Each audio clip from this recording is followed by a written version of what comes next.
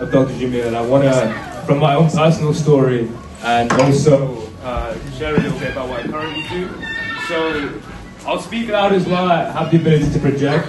My current role is I work with the Green Party. I work with the comms officer, and I work with 3 councillors. Specifically right now I work with the one in 14 Highgate, so that's the Digbeth area where the central mosque is, around that side. I also ran to be a councillor in North Edgbaston. Was the only other candidate other than the Labour Party to get over 1,000 votes, even though we only had a 2-week campaign, so it was very fun. But it's a little bit of a background. I actually grew up in this area, and maybe a bit more of an optimistic position than Dr. Jamil. I grew up 15 minutes from here.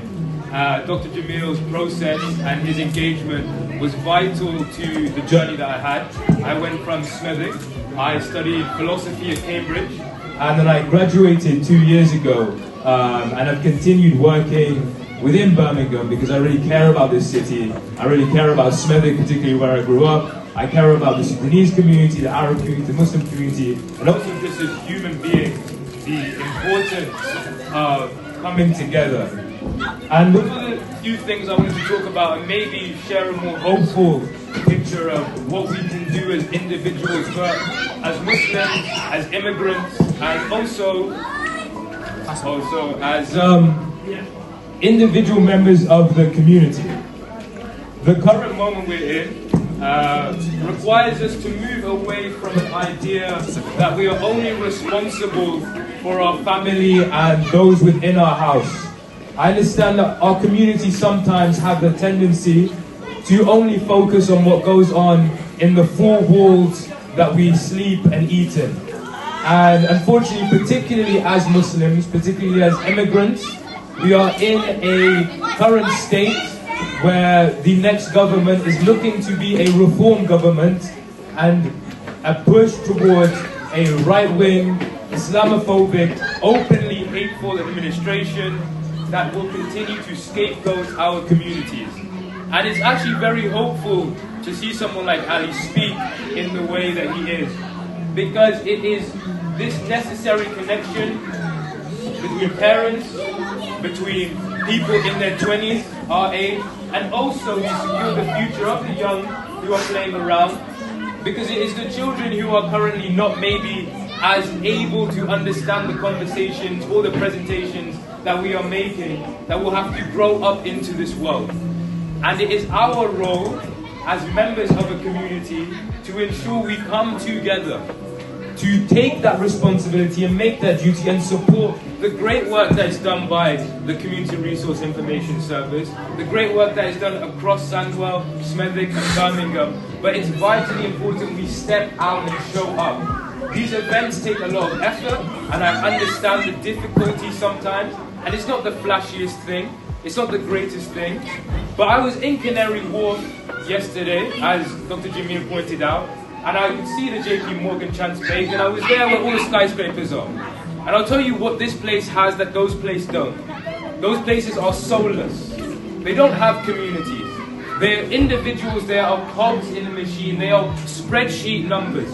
They don't look out for each other. The moment that they're no longer profitable, the moment that an employee is no longer helpful, they don't look out and help and support. You are fired, or you are sent away, or you no longer work at the company and you're left away.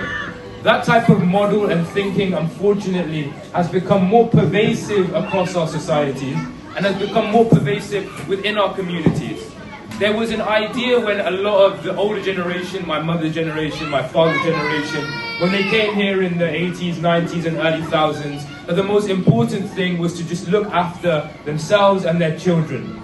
And while of course many of them did develop communities and did integrate, there was too much maybe of an emphasis on how do we look after ourselves and our own financial stability and our own homes. And there was not enough effort, I believe, as a young person, for us to even Islamically look to our left and look to our side, beyond just the Jumu'ah prayers, beyond just the days of Eid.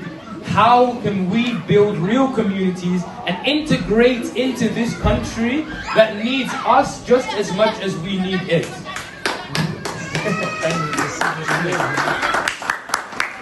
We are only as humans, as Muslimin, but as people.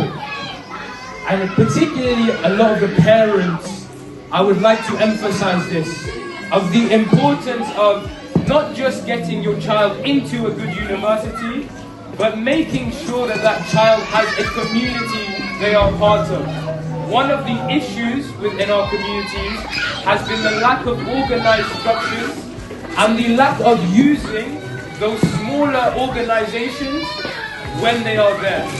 We always talk about the greats of the Malcolm X's, who was here in this very area of Smethwick 40, 50 years ago. But he did not become a leader from starting out in front of hundreds of thousands of people. The great movements that we look up to in our histories began in very halls like this, with dozens, 10, 14, 15, 16 people. And it took the effort of individuals coming together and small contributions from a lot of people, 12 people, 10% here, 5% here, allowed something to grow in further. And I want to maybe shine a hopeful note on the work of Dr. Jamil and what he's done. Is not something that will end, it will be continued, and the legacy of that will continue, but it will only continue as strong as we want it to be. I understand as parents, and as he talked about the cost of living crisis, and how we sometimes are very quick to look inwards in how we resolve these issues, but I would maybe call for us to look outwards, to look towards our neighbours, beyond just the very spaces that we have, and build on those smaller communities and friendship groups that we have to come together. Because we must not forget, Birmingham and these major cities make us sometimes lose sight of the fact that we are still very much a minority in this country. Only 6% of the UK are Muslimin. That means 94% of them are not. Not all of those 94% hate us, but 35% are voting for reform. And 5% to 7% national polling are voting for restore. So 40% of the country are actively putting their votes and their encouragement and their support behind administrations that are using our communities as scapegoats, who are blaming the issues on the wrong minority, the 6% that come in and help and engage, and our doctors and our future leaders in tech and our current leaders in tech, in health. In every major city you go into, you see how we have integrated well. But it is time as a community that we do not just rely on these institutions to be there to protect us, but that we step up to ensure that the future of the children who are currently enjoying what exists now in whatever form, in 10, 15 years, still have those rights. And there are so many more stories outside of this country, from Palestine to Sudan, to the very reasons many of us are here today, of the difficulties of our homelands, of why we are here. And unfortunately, the UK is never, and no country is guaranteed to be the brilliant country it was in its history, and its future of being a world leader is not going to be necessarily true if we do not come together to protect it. So I would just implore you, the seriousness of the current issues cannot be resolved through individual means. We must use these community spaces in whatever space and whatever fashion they are, and however, not fancy it looks or however rough it looks, that is the human element of how beautiful these things are. Of families coming together, friends who know each other, that can develop these communities into the future.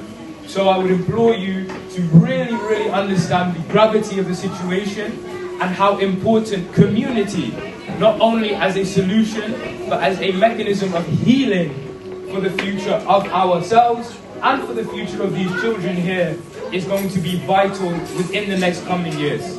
So I'd like to give extra thanks to Dr. Jamil for inviting me.